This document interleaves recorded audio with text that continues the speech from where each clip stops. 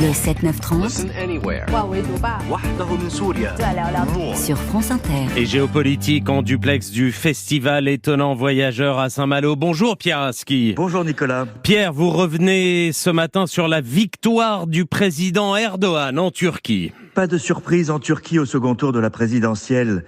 L'avance du président sortant Recep Tayyip Erdogan au premier tour a été confortée hier.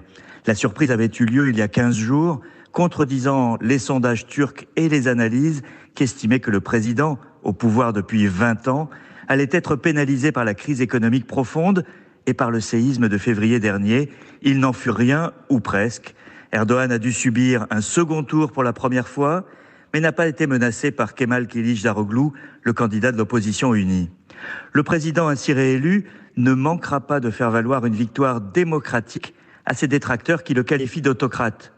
C'est faire peu de cas d'une démocratie très peu libérale, dans laquelle le président occupe les antennes des chaînes de télévision dans des proportions infiniment supérieures à ses rivaux. Des vidéos mensongères ont été diffusées dans les meetings électoraux du président, comme a fini par le reconnaître Erdogan lui-même, et les prisonniers politiques sont légion, y compris le leader d'un parti d'opposition. Sans compter les promesses démagogiques de campagne, mais c'est un classique. Il n'empêche, Recep Tayyip Erdogan a gagné et cette victoire ne peut lui être enlevée. On peut en tirer 3 leçons. La première est qu'effectivement, dans les démocraties devenues illibérales, il devient difficile de battre le parti au pouvoir à la loyale.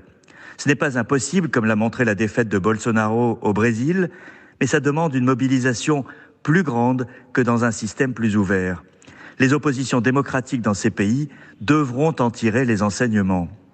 La seconde leçon, c'est le poids du courant, ou plutôt de la sensibilité nationaliste qui transcende les clivages politiques. Recep Tayyip Erdogan et ses alliés ont su l'incarner. Et comment se manifeste ce nationalisme, Pierre ? Au fil des années, Nicolas, Erdogan a donné à la Turquie une posture internationale surdimensionnée, au risque de se froisser avec ses alliés et partenaires. Il a offert aux Turcs des raisons de fierté nationale, comme le succès du drone de combat Bayraktar, et il a su réactiver des mythes nationaux puissants, comme ceux de l'Empire ottoman. Ce sentiment nationaliste s'est révélé plus fort que les dégâts de l'inflation ou la révélation de la corruption dans le séisme de février. Et il a contaminé le candidat d'opposition qui a fait de la surenchère nauséabonde sur le dos des près de 4 millions de Syriens en Turquie. La troisième leçon, c'est qu'il va falloir compter avec Erdogan encore des années, avec ses ambiguïtés et son imprévisibilité.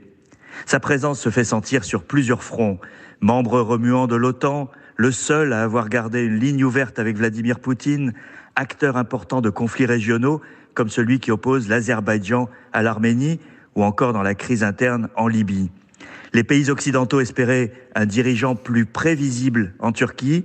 Il va leur falloir vivre avec un Erdogan que la victoire peut rendre plus imprévisible que jamais. Pierre Aski, merci.